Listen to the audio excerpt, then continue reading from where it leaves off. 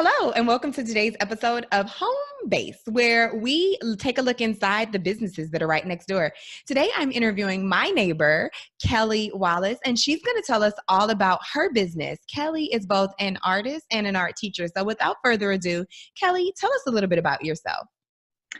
I have a degree in communications and a second degree in studio art in painting and drawing. I began teaching children's art lessons about 20 years ago when my kids were little and they were taking lessons. And so I saw a help wanted sign for teaching art. And so that's how I sort of became involved in teaching. I started out with teaching a little preschool art class called Preschool Picassos. And I did that for several years while they were little. Then I branched out into teaching adults at continuing education areas wherever we live. We moved around a lot because my husband was military. So now we've lived here in Round Rock almost 4 years, and I went back to teaching that original class, Preschool Picassos, which I teach at the Pflugerville Rec Center. I also teach summer art classes at my home privately and in groups. I also teach after-school program for elementary kids called Young Rembrandts, and I'll be teaching with them for their art camps this summer, I believe in Hutto. And recently, I have also taught at ACC. I've taught adult continuing education courses in calligraphy, drawing, watercolor, acrylic, and oil. I do commissions on the side. I have a website and a lot of pet portraits, house drawings, landscape pictures. And that's about it. Okay, cool. So Kellie, when did you, I'm creative, but I'm not very artistic. So I have to know, when did you realize that you were an artist? Really young, early on. I love drawing. And then my mom saw that I was good at drawing and I put a lot of detail into my drawings. So she put me in art class when I was about 6, and I took, actually we lived in the Washington, D.C. area, and I took at one of the Smithsonian museums. I was able to take an art class there at the Corcoran. So I really did it all through my life. So that's why I wanted to actually major in it when I was in college. After I got married, I really just sort of did small little things with my husband with moving around. I did a lot of newsletters, and I learned some online artwork, and I did, let's see, I guess I wanted to say I had a pretty good foundation for drawing from very, very young. Okay. That's awesome. So I'm a big believer in paying attention to children, because people often say that I have no idea what I want to do for a living, but people are generally, they develop their interests very early. And if you pay attention the way that your mother did and cultivate it, you know what great opportunity that is for any child when their parents take that type of interest. And that is why it's so important. That's why I teach art lessons to kids, because the schools just don't have enough art in their curriculum anymore. They've cut that out so much. So if anyone sees even a little evidence of just the desire for their kids to do art or a talent in it, I really highly encourage them to put them in art lessons. Wow, that's good. That's good. So what type of, I see a few of your paintings there in the background. So what type of art do you enjoy painting the most?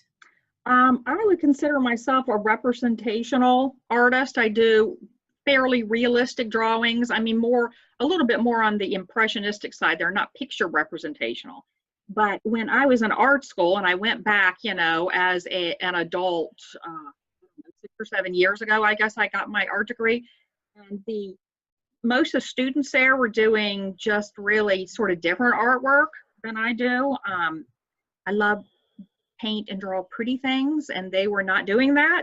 There was also a lot of abstract work, and I really don't do abstracts. I really admire people who do abstracts. But when I was teaching my courses to adults, there were a lot of adults who wanted to do abstract, and they thought they could because they could not draw or paint, but it didn't turn out very well. I have a good background in composition, and it really helps to be able to know how to at least draw and paint before you branch out into abstract work. But mine is not abstract. representational. Right. So what work of art are you most proud of? I did a series for my thesis in college of this place in Missouri called the Katy Trail. It's like a walking trail that goes from St. Louis to Kansas City. And I painted in different mediums. Mainly it was watercolor and oil. And I painted different scenes from that trail in the summer, spring, winter, and fall. And so I got 3 large paintings of that and several smaller watercolors at different times of day. And I just really like that, especially since it reminds me so much of Missouri. Oh, cool. So, who or what inspires you? I had a lot of art history in college, and so I really, really love the Impressionists, and I like painting that way. I don't like I see that painting you have in the background. You know, it doesn't look like a picture. It looks like a painting, but it's still a representation of something you can tell. You know, it's not abstract. So I sort of like painting that way, where you can see the strokes, where not everything is crystal clear, perfect. We have cameras for that, but it is in the artist's view, the artist's interpretation of it. So that's why the impressionistic paintings really speak to me, and that's sort of like the style that I like to use. That's awesome. My husband actually purchased that painting in Chile, and then he came back and he had it framed, and he actually had it leaning against the wall for about 10 years in the frame. And finally I said, we're going to put it up on the wall. Good. So, you know, even when you're doing something that you love, there's challenges that we face as entrepreneurs, you know, as business people, right? Because there's some of the time you get to spend doing what you love to do, and then a good portion of the time you have to do other activities. So what challenges or obstacles have you faced and had to overcome as an entrepreneur? Well, probably as for any fine artist or visual artist who's trying to just do paintings and sell their work, it's getting your work out there, it's getting seen. And that's why people try to get into shows and display their work in a gallery. Usually though, that when you do painting contests like that, or try to get into shows, there's a fee involved. So you got to be sort of choosy about what shows you go into. Also, when I do my classes, really, since I'm teaching at my house, it's just advertising, and I'm not going to be paying to advertise in a publication when I'm having people into my home. So these little small websites like Nextdoor is probably the best way that I could advertise my services as a local teacher for my home classes.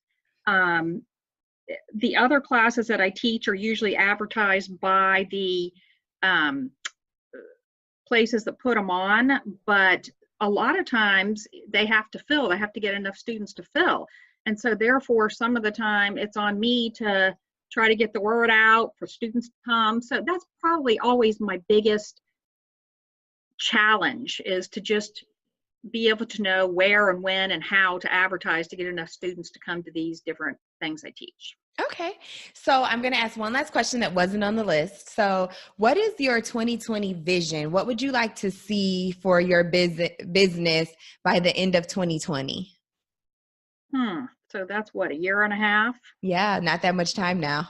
I would like to start doing another art job where I could actually do it for more time than I devote now.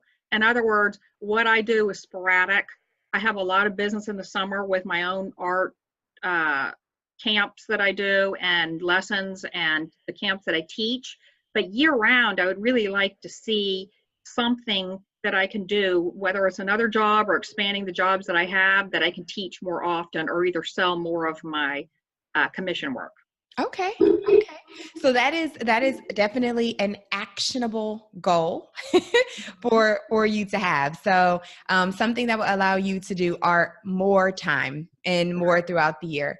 So you know what? you never know what's going on behind the doors of the people that we have, but I'm a big believer in shop local and support local. So you're going to see in the comments and also here the way that you can reach out to Kellie if you need commission artwork or if you have a little one that you want to have art lessons. This is Devaney Wilmot signing in from today's episode of Home Base.